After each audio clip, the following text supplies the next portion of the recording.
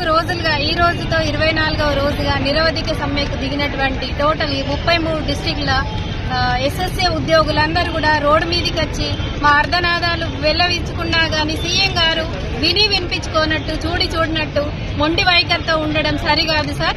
మీరిచ్చిన హామీనే మేము అడుగుతున్నాం, వేరేదేమో అడగట్లేదు. గొంతెమ్మ కోరికలు కావు, మేము అడిగేది న్యాయమైన డిమాండ్. గత 20 సంవత్సరాలుగా దీంట్లో పనిచేస్తున్నటువంటి వాళ్ళం ఉన్నాము. ఏజ్ రిటైర్మెంట్ దగ్గరికి వచ్చిన రిటైర్డ్ అయితే రూపాయి ప్రభుత్వం నుంచి నోచుకొని ఉద్యోగులం ఉన్నాం. చనిపోతే రూపాయి కూడా మన్ను పోయడానికి కూడా లేదు. అలాంటి ప్రభుత్వం మొండి వైఖరి నశించాలి. మేము తెలంగాణ బిడ్డలం కామా? మేము కూడా తెలంగాణ పుట్టినోళ్ళమే. మాకు ఉద్యమాభివందనాలు ఉన్నాయి కాబట్టే మేము ఉద్యమం అనేది స్టార్ట్ చేసినాం. గత 21 రోజులు కూడా ఉద్యమం చేసినాం. మీరు స్పందించలేకపోయినరు. అప్పుడు మాకు మీరు పిసిసి అధ్యక్షుడిగా ఉన్నప్పుడు మాకు హామీ ఇచ్చింది కాబట్టి అదే హామీని మేము అడుగుతున్నాం. చట్టసభల్లో మీరు ఈ హామీని పెట్టి కూడా మాకు రెగ్యులర్ చేయడానికి అవకాశం ఉంటుంది. అన్ని మీరే అయినప్పుడు, విద్యాశాఖ మంత్రి మీరే అయినప్పుడు మా గోడు వినిపించుకోండి సార్. 33 జిల్లాలలో ఉన్నటువంటి ఎస్ఎస్ఏ ఉద్యోగులందరూ కూడా న్యాయమైన డిమాండ్ అడుగుతున్నారు, వేరేది అడగట్లేరు. వెంటనే మీరు స్పందించి మాకు చర్చలు అని చెప్పేసి ఇంకా కాలయాపన చేయకండి. పిల్లల జీవితాలు 1,25,000 పిల్లలు రోడ్డుపైకి కూడా వచ్చే అవకాశం ఉంటది. కాబట్టి వాళ్ళని మేము సున్నితంగా మేము ఇక్కడ ధర్నాలో ఉంటూ కూడా వాళ్ళని కాపాడుతున్నాము. అంటే ఆ పిల్లలు ఉన్నారు కాబట్టి ఈరోజు మాకు భవిష్యత్తు ఉంది. కాబట్టి మేము పిల్లలకి ఎలాంటి అన్యాయం చేయకుండా మేము ధర్నాకి వచ్చినామంటేనే మీరు ఆలోచించుకోవాలి. ఇది శాంతియుతంగా చేస్తున్నాం. మీరిచ్చిన హామీని పట్టుకొని మేము చేస్తున్నాము. గత ప్రభుత్వం కూడా 10 సంవత్సరాలు మాతో కాలయాపన చేసింది.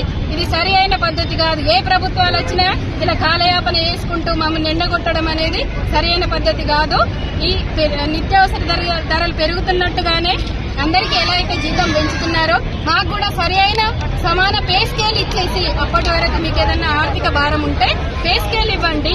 పే స్కేల్ ఇచ్చేసి తర్వాత ఏ రోజు వరకు జీవో తీసుకొస్తారో ఒక నిర్ణయం చేసి ఒక కాపీ రూపంలో మాకు ఇవ్వండి. మేము అడిగేది న్యాయమైన డిమాండ్ కాబట్టి మీరు కూడా అన్నీ తెలుసు, మీ సమగ్ర శిక్ష యొక్క బాధలన్నీ తెలుసు అన్నారు. తెలిసిన వాళ్ళు ఎందుకు స్పందించట్లేదు అని మేము 33 జిల్లాల ఎస్ఎస్ఏ ఉద్యోగుల మీడియా ముఖంగా అడుగుతున్నాం.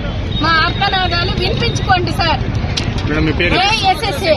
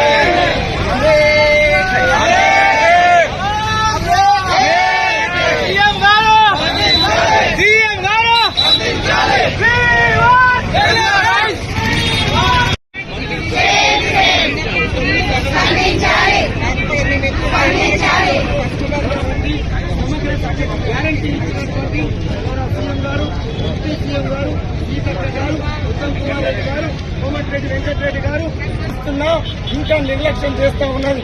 ఇప్పటికే ప్రాణాలు పోతా ఉన్నాయి. నిన్నటికి నిన్న ఒక హార్ట్ స్ట్రోక్ సిద్దిపేట రూపాయి ఇవ్వం మీరు క్లోజ్ చేయండి అని భయపెట్టే ప్రయత్నం మంత్రివర్గం చేయడం చాలా హాస్యాస్పదం. ఏదైనా చర్చలకు పిలిస్తే కనీసం మేము ఇది చేస్తాం, మా దగ్గరికి ఇది ఉంది, మేము ఇది చేయడానికి సిద్ధంగా ఉన్నామని చెప్పాలి. మొండి వైఖరి రక్షించాలి. సమగ్ర శిక్ష ఉద్యోగుల పట్ల ప్రభుత్వం మొండి వైఖరి రక్షించాలి. ప్రభుత్వ ఉద్యోగుల ఎస్ఎస్ఏ ఉద్యోగుల పట్ల ప్రభుత్వం మొండి వైఖరి రక్షించాలి. సీఎం గారు స్పందించాలి. సీఎం గారు స్పందించాలి. సీఎం గారు స్పందించాలి. గవర్నమెంట్ 32 సమగ్ర శిక్ష ఉద్యోగులను విద్యాశాఖలో వెంటనే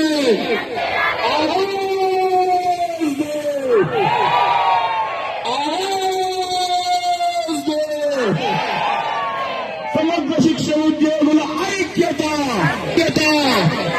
ఉద్యోగుల ఉపాధ్యాయుల ఐక్యత ఉద్యోగుల ఉపాధ్యాయుల ఐక్యత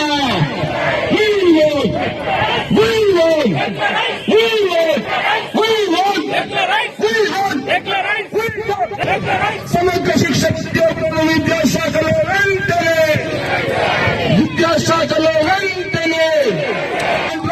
వద్దురా